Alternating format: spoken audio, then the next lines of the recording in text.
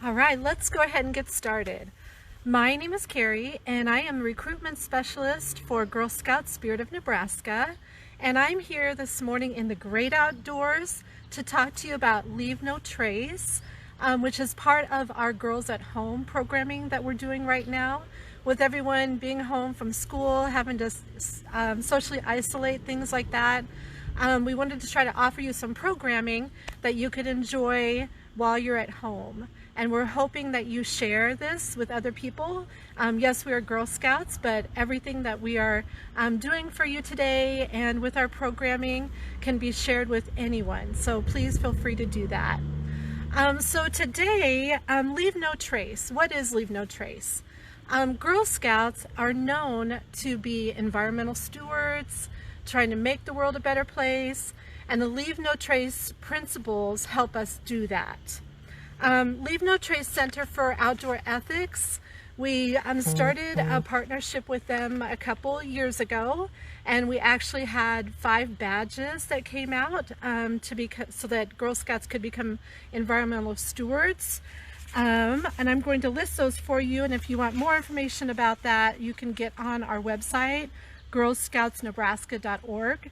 The environmental stewardship badges that go along with the Leave No Trace principles are Daisy Eco Learner, Brownie Eco Friend, Cadet Eco Trekker, Senior Eco Explorer, and Ambassador Eco Advocate. So check out those badges and see if those are you can do some of those programs at home or with your family or with your troop online. You can do that too. But why is it important to have the Leave No Trace outdoor ethics? So Leave No Trace Center for Outdoor Ethics, it's a national organization, and they support protecting the outdoors by teaching and inspiring people to enjoy it responsibly. As you can see right here, this is a forested area. We have nice hiking trails. This is actually just down the street from my house. My family and I spend so much time here. We walk the trails, we explore the plants, the animals that are here. We know what animals live in this forest, what plants grow in this forest. And because of that, we want to protect those things. Yesterday we saw a big black rat snake, and I know that some people are scared of snakes. That's okay, but we know that they live here and that we want to respect them and their environment and help them to survive. So we are doing our part to make sure that their environment is protected, and that's what we want all of you to do. So today I'm going to talk to you about the 7 principles of Leave No Trace. The first one is plan ahead and be prepared. So I have a backpack here, and when I go on a hike, I think about the weather. So I think, what am I going to wear today that's going to keep me protected from the elements? If I'm going to be hiking, I want to make sure I'm wearing hiking shoes. I've got long pants so that if I'm walking through some thorny bushes, I don't get poked. If there's nettles, I don't get nettles on my legs and create bumps and get scratchy, poison ivy. There's all kinds of things in the forest that we want to protect ourselves from. So first I'm looking at, what am I going to wear? Okay. Second thing I'm going to do is, what do I need to bring with me? Is it going to be a short hike? Is it going to be an overnight camping trip? Is it going to be a week long? Am I going to be in the mountains? Is it going to be in snow, sun? Think about all of those things when you prepare. And even if it's just a short trip like today, I'm just down here for a half an hour to an hour on the trail, but I still need to plan ahead. So I always pack a backpack, and the first thing I bring with me is water. Make sure you bring some water. You don't want to be out there without that. On the way, I'm going to see what else is in here. On the way, when I go hiking, I always bring a trash can, a trash bag, and some gloves. So today I did pick up some garbage.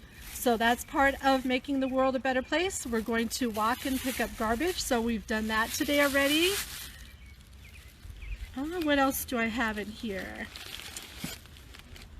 A phone. So I like to bring my phone so I can take pictures. Also, in case there's an emergency, I want to make sure that I have this phone with me fully charged. You want to take that with you, so I've got a phone there. I brought a snack. I didn't have breakfast this morning, so I brought a Nutri-Grain bar for a snack. And a flashlight. If you're going out during the day or at night, you want to make sure that you are prepared. So I've got my flashlight in case I need that. I like to look at plants and bugs up close, so I brought my magnifying lens here.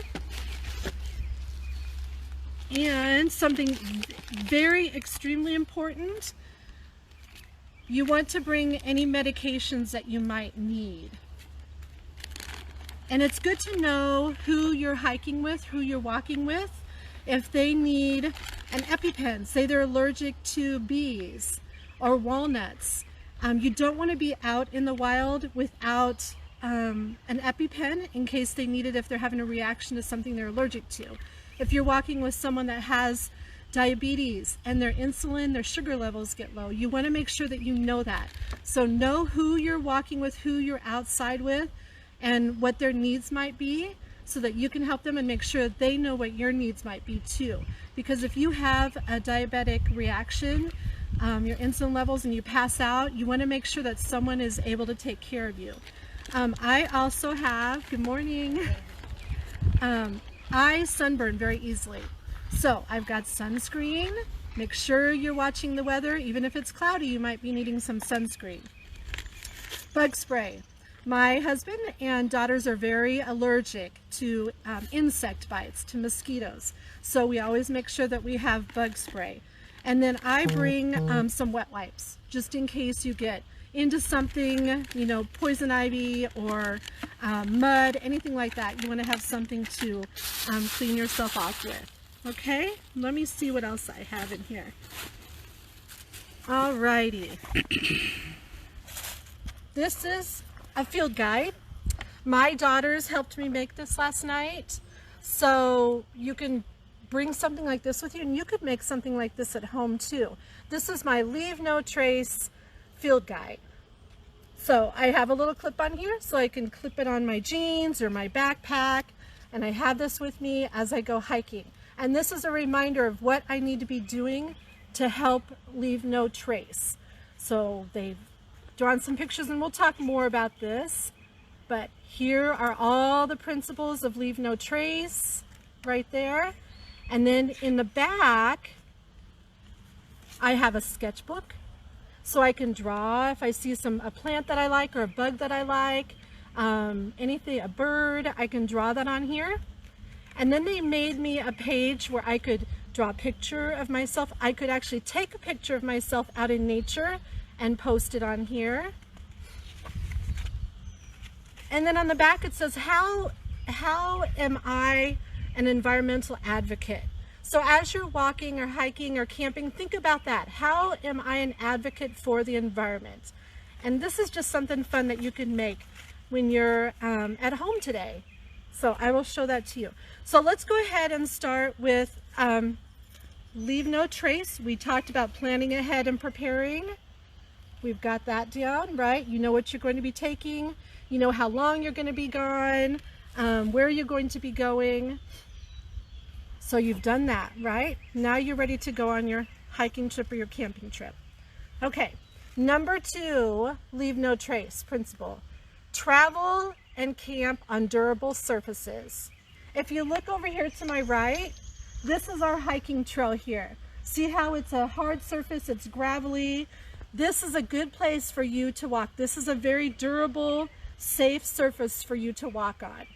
Now, if we pan over here into the forest area, you don't see any trails there, right? So you don't want to be walking over in there. As you can see, there's some new greenery, some new plants growing there. Some of those plants are going to be nettles or poison ivy. You don't want to be walking in those because you could start getting really itchy and have an allergic reaction, all kinds of things to that. There might be snakes in there, insects that bite, that sort of thing. So you want to try to stay on a durable and it surface, and also protects the plants that you don't, and the insects and the animals that you don't want to step on. You don't want to be walking in there and stepping on someone's home or a snake or something like that. So you want to try and stay on durable surfaces. If you're going to be camping, you want to set up your tent on a surface like this, where it's hard, it's solid, it's flat. You want to stay away from creek and water areas, about 200 feet back. If it does rain in the middle of the night, you don't want the waterway to flood and get into your tent and cause all sorts of trouble like that. So try to put your tent away from water areas. Right now, this is a really good time when we talk about being prepared, finding out what is open and what is not open, and what you can do and what you can't do. The Center for Outdoor Ethics has put out some information about what you can do and what you can't do right now to stay safe as far as the COVID-19.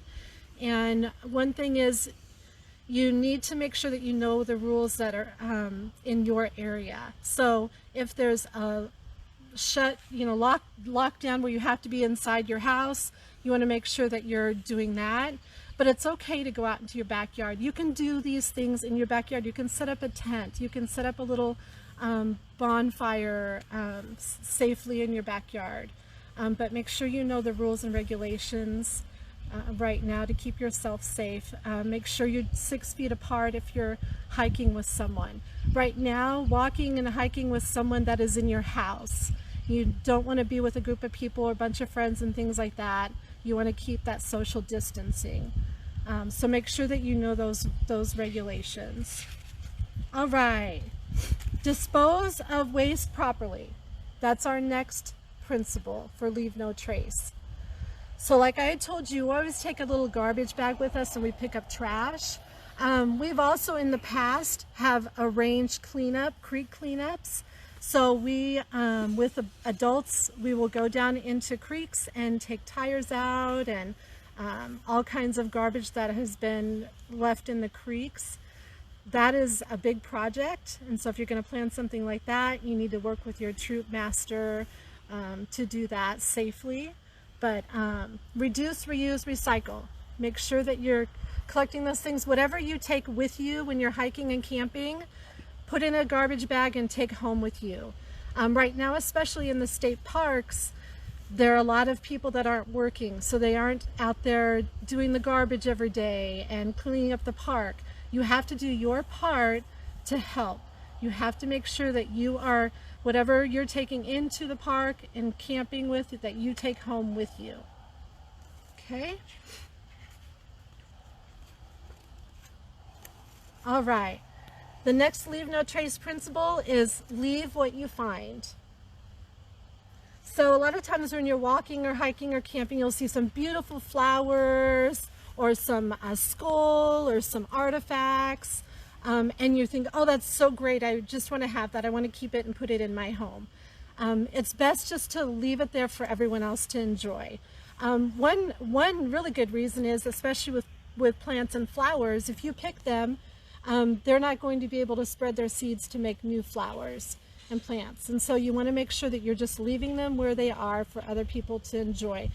The best thing to do, take your camera, take your phone, take a picture of it, and then put it in your field guide. Remember, like we talked about? Take a picture of it, then you'll have it forever and put it in your field guide. All right?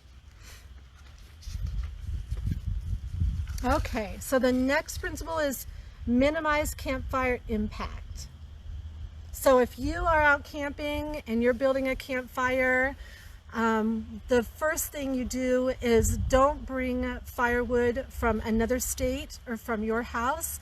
Pick up firewood locally.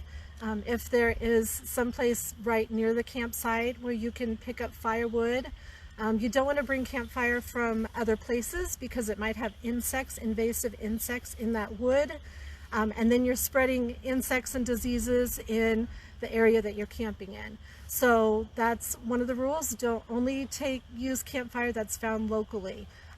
Make sure that you're with an adult, a responsible adult is managing the campfire. And we're keeping away from the campfire, of course. And once you're done with your fire, you want to make sure you're spreading out the wood and pouring water on it and making sure that you're staying with the campfire until it's completely out, so there's no more smoke and no more fire. Now tonight, if the skies clear up, there's supposed to be a super moon. So it's called the pink supermoon. And it's the very first full moon in April. It's supposed to be the biggest, brightest full moon for 2020. So my daughters have actually asked us to do a little bonfire in our yard, in our backyard, and do s'mores. So we're gonna do that tonight. But we have a little fire pit and we'll be building a fire. I'll be out there with them at all times, making sure that the campfire is staying under control and they're not getting close to it. So think about that tonight. If you don't have other plans, go out, do a little fire, and look at the supermoon. But make sure you are very careful around the fire and not leaving it for any reason. All right, respect wildlife. All right, this is a big one. As you look around here, there are all kinds of animals that live in this forest. We've got birds, we've got raccoons, we've got deer, we've got snake. We've seen them all out here. We've got a creek over here that has fish and crayfish and turtles. This is their home. We are in their home. So just like when you have a visitor that comes to your home, you want them to respect your space, and you want them to, not damage your toys and do things like that. That's just like it is here in the forest. This is their home. So we want to respect that. And remember, yes, I was telling you earlier that we saw a black rat snake. So if we pan over here onto this bridge, there was a big black rat snake right there on the edge of that bridge there. And it was sunning itself. And it was beautiful. It was probably 7 feet long. Now, I know a lot of people don't like snakes. Some think they're beautiful. Other people are scared of them. Some people don't know enough about them. But what we did is we watched from a distance. We stood back. We didn't go close to it. We didn't try to touch it. We didn't try to scare it. We didn't try to hurt it. We just let it sun itself. It's been chilly this winter. It was chilly a couple days ago. The snake just came out of its hole and wanted to just relax in the sun. So we let it be. It wasn't going to attack us. It wasn't chasing after us. We just gave it its space and it was fine. And it was actually really cool to watch. We got to watch it, slither down into a hole and see how big it was. If you just sit still and watch things, maybe you'll learn to love snakes. But respect wildlife. Try not to touch them. Insects and butterflies, things like that. It's fun to look at them. You don't want to be, catching them and trying to damage their wings and things like that. They're very fragile, so you have to be very careful about things like that. So just respect their space, okay? And I wanted to tell you too, like right now, it is baby season. So raccoons are having babies, opossums are having babies. You'll start seeing baby birds in nests. And we need to be very mindful of that. Sometimes an animal is just trying to protect their babies. So if you get too close to their nest or their home, they might snarl at you. You just want to back away and give them space because they're just trying to protect their babies. So be mindful of that. All right, the next principle is be considerate of other visitors. So earlier we were sitting here and there was a woman that's walking this trail. This isn't our trail. This isn't our forest. This area belongs to the public, okay? And so we want to make sure that we are doing what we can for other people to enjoy this area. I was down here the other day and there were a few teenagers down here, which is fine. I love teenagers and I love it that they're enjoying this space. but they had a boom box, a really loud radio, and they had it cranked up and they were screaming, and you know, they were probably having a good time, but it wasn't a good time for us, and it wasn't a good time for the animals and the wildlife in this area. So be mindful of who else is here and the animals that are here, and you know, making sure that you are, you know, letting them enjoy the environment too. We have a lot of people that walk on this trail with dogs, and which is great. They have them on their leashes. If they start barking, you want to try to control your dog. You know, that's another reason why you have a garbage bag. If the dog needs to go to the bathroom, then you need to have the garbage bag with you so that you can pick it up, and so it's not sitting there for someone to step in. So that's another thing. And so be considerate of the visitors. And then right now, remember we talked about staying 6 feet apart. Make sure that you are doing social distancing right now. Hi guys. So make sure you're doing social distancing. Hi baby, how are you today? You're like, oh, hi friend. Have a good night. No, you're good. So make sure that you're being considerate of other visitors when you're walking. All right, and there's our nature sketchbook. And I think today, when I get home, I'm going to sketch the bridge and the creek here, and our trail. And then I have all kinds of pictures of me in nature, so I will put that in my notebook too. And then how am I an environmental advocate? My family and I, we do a lot outdoors. And like I said, we pick up trash when we're walking. That helps the environment. We also do wildlife rescue team. So we help rehab orphaned animals like raccoons and opossums and things like that. So we find volunteer programs that we can be a part of to help wildlife. So that's an idea for you. Being part of Girl Scouts, you know, we're always looking for ways to be outdoors and earning our badges, so we do that too. And that's something that all of the rest of you can do as well. And let's see, what time is it? Okay, great. All right, so this, like I said, this was our Leave No Trace, which is part of our Girls at Home program. And make sure that you follow our social media and find out about more programs that we offer. Also on our website, girlscoutsnebraska.org, you can find out about environmental badges that you can work on. There's also information about Leave No Trace on our website. Just go to the little search box and click on that and type in, you know, what words you want in there, like Leave No Trace or environmental stewardship, you know, something like that, and then they'll pop up all kinds of resources for you. Please go out, enjoy the great outdoors. If you have any ideas or any questions about Leave No Trace, go ahead and put it in the notes down there on Facebook, and we will make sure that we answer those for you. Have a great day, and thank you for coming and joining me this morning.